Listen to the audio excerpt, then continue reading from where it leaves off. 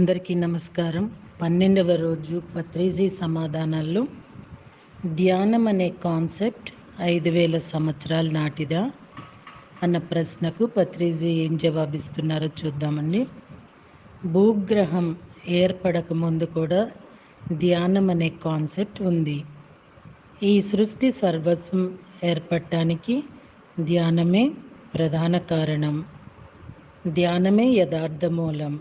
ధ్యానం కాలాతీత స్థితుల్లోకి, కాలాతీత లోకాల్లోకి చేరుస్తుంది. దురాశను పోగొట్టుకోవటానికి ధ్యానం తోడ్పడుతుందా? ధ్యానం చేయటానికి ముందు అందరం తెలుసో తెలియకో దురాశాపరులుగానే ఉంటాం. కానీ ధ్యానం చేసిన తర్వాత మనలో దురాశ పటాపంచలైపోతుంది. ఇక అప్పటి నుంచి తగినంతగా, యుక్తంగా, సరి అయిన విధంగా మాత్రమే మాట్లాడతాం, తింటాం, సంపాదిస్తాం. ఇలాగే అన్నీ మారిపోతాయి. నేను యోగా చేసిన తర్వాత ధ్యానం చేయవచ్చా? యోగా అంటే ముఖ్యంగా అందరికీ రాజయోగా, హఠయోగా అనే తెలుసు. రాజయోగా ధ్యానం గురించి, మనస్సు, ఆత్మ చైతన్యం గురించి తెలుపుతుంది. అయితే హఠయోగా దేహం గురించి క్షుణ్ణంగా తెలిపి, మనసు గురించి క్లుప్తంగా తెలుపుతుంది. చాలామంది యోగా గురించి మాట్లాడేటప్పుడు వాళ్ళంతా యోగా గురించే ప్రస్తావిస్తూ ఉంటారు. నిజాయితీగా చెప్పాలంటే దేహానికి హఠయోగా అవసరం లేదని నాకు అనిపిస్తోంది. మీరు క్రమం తప్పక ధ్యానం చేయండి, యోగాను మరిచిపోండి, మీ భౌతికత్వానికి అతీతంగా ఎదగండి. యువతకు ధ్యానం యొక్క ప్రాముఖ్యత గురించి చెప్పండి. ధ్యానం ఎవరికి ఎక్కువగా అవసరం? ధ్యానం ప్రతి ఒక్కరికి అవసరమే. ఒక పిల్లవాడికి, యువకుడికి, వృద్ధుడికి, ప్రతి ఒక్కరికి అవసరం. ధ్యానం అనేది స్త్రీ పురుష వయోభేదం లేకుండా అందరికీ తప్పనిసరిగా ఆవశ్యకమైనది. ధ్యానం చేయటానికి సరైన వయసు ఎప్పుడో చూడండి, చెప్పరా? ప్రతి వ్యక్తి తన బాల్యం నుంచి ధ్యాన సాధన మొదలు పెట్టాలి. ప్రహ్లాదుడు బాల్యం నుంచి ధ్యానం చేయటం మొదలుపెట్టాడు. శ్రీకృష్ణుడు, శ్రీరాముడు, ఆంజనేయ స్వామి అంతా కూడా వాళ్ళు బాలురుగా ఉన్నప్పుడే సాధన కోసం పంపించబడ్డారు. ధ్యానం ఏ సమయంలో చేయాలి? మీ ఇష్టం, మీకే వదిలేస్తున్నాం. అది మీ వ్యక్తిగత ఎంపికపై ఆధారపడుతుంది. నేనెంత కాలంగా సామాజిక సేవ చేస్తున్నానో అయినప్పటికీ వెలితిగా, అసంతృప్తిగానే ఉంటుంది. ఎందుకని?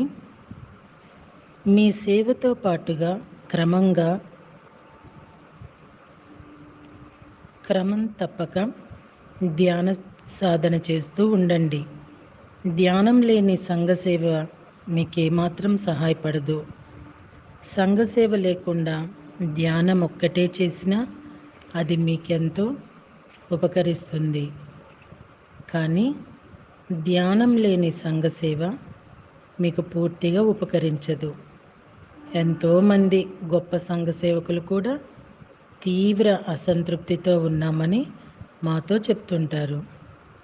ఎందుకంటే ధ్యానం చెయ్యరు. సంఘసేవ చేస్తున్న వాళ్ళంతా ధ్యాన సాధన చేసి మాస్టర్స్ అయితే ఎంతో ఆనందాన్ని, సంతృప్తిని పొందుతారు. మీరెప్పుడు కేవలం ఆనాపానసతి ధ్యానం మాత్రమే చేయాలని నొక్కి చెప్తారు. ఆ ఒక్కదాని గురించి ఎందుకు అంతగా ప్రోత్సహిస్తున్నారు? ఎందుకంటే అదే సత్యం. సకల సృష్టిని ఆనాపానసతి ధ్యానమే పాలిస్తోంది. ఆనాపానసతి సరి అయిన రాజ్యమార్గం. అది కాకుండా మరే ఇతర ధ్యానాన్ని ఆచరించినా చివరాఖరికి మళ్ళీ ఇక్కడికే తిరిగి రావాలి. మనమంతా సృష్టికర్తలైన దైవస్వరూపులం. ఆనాపానసతి ధ్యానంతో మీరు గొప్ప సృష్టికర్తలవుతారు. లేదంటే మూర్ఖ శిఖామణిగానే మిగిలిపోతారు. సృష్టికర్త ఎప్పటికీ సృష్టికర్తే, కానీ మూర్ఖులుగా ఉండాలా వద్దా అనేది మాత్రం మీ ఎంపిక. ఆనాపానాసతి ధ్యాన సాధన చేసి తెలివైన సృష్టికర్తగా మారతారా, మూర్ఖ సృష్టికర్తగా మిగిలిపోతారా అనేది మీ ఎంపిక. ఆనాపానాసతి ధ్యాన సాధనతో మీరు పరిపూర్ణులుగా, పవిత్రులుగా మారుతారు. ఆనాపానాసతి అనేది పిఎస్ఎస్ఎం సందేశం. చాలా మంచి ప్రశ్న వేశారండి.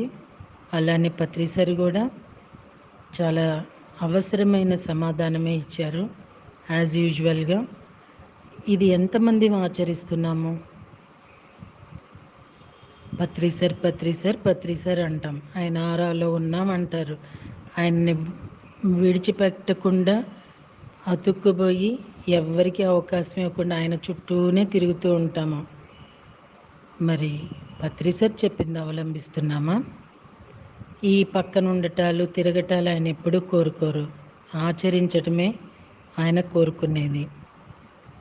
సో అండి, ఇంత విడమర్చి చెప్పినాక కూడా మనం ఆచరించలేకపోతే మాత్రం పత్రిసార్ చెప్పినట్టుగా చాలా నష్టపోతాం మాస్టర్స్. రైట్ అండి. ధ్యానం చేస్తున్నప్పుడు మనం శ్వాసనే ఎందుకు గమనించాలి? మీ శ్వాసే మీ గురువు. మీ గురు సాంగిత్యంలో మీరు జ్ఞానిగా మారుతారు, లేదంటే మూర్ఖుడిగా మిగిలిపోతారు. మీ గురువు సదా మీకోసమే ఎదురు చూస్తున్నారు. ధ్యాన మార్గంలో ఉన్నందువల్ల మేం నానాటికి ఎంతో సమర్థవంతంగా తయారవుతున్నాం. మరి ఈ సామర్థ్యం ఎలా నిరూపించబడుతోంది? ఒకేసారి అనేక కార్యకలాపాలు చేయటం వలన, అంటే మల్టీ టాస్కింగ్, లేదే ఒక పనినే సునిశ్చితంగా గమనిస్తూ పూర్తి చేసి ఆ తరువాత మరో పనిలో ఏకాగ్రత పెట్టడం వలన. మనం ఎప్పుడూ కూడా ఒక పనిపైనే ఏకాగ్రత పెడతాం. ఒక నిమిషం ఒక పనిలో ఏకాగ్రత పెట్టి మరో నిమిషం మరో పనిలో ఏకాగ్రత పెట్టడాన్ని మల్టీ టాస్కింగ్ అనం. అది సింగిల్ టాస్కింగ్ అంటాం. ఒక రోజులో మనం 100 సబ్జెక్ట్స్ చదివితే అది మల్టీ టాస్కింగ్ కాదు. మనకు ఇవ్వబడిన నిర్దిష్ట సమయంలో మనం ఒక పని మాత్రమే చేస్తాం. మీరు మాట్లాడుతున్నప్పుడు మీరు మాట్లాడబోయే పదాలపైనే దృష్టి పెడతారు. మరి నేను మాట్లాడుతున్నప్పుడు నా మాటలపైనే మీ ధ్యాస పెడతారు. అదే మాత్రం మల్టీ టాస్కింగ్ కాదు. నిర్దిష్ట సమయంలో ఒక్క పనినే పరిగణనలోకి తీసుకోగలం. ఒక రోజులో వేలాది అంశాలు, ఒక జీవిత కాలంలో కోట్లాది అంశాలు పరిగణనలోకి తీసుకోవచ్చేమో, కానీ ఈ క్షణంలో ఒకే ఒక్క దానిపై దృష్టి సారిస్తారు.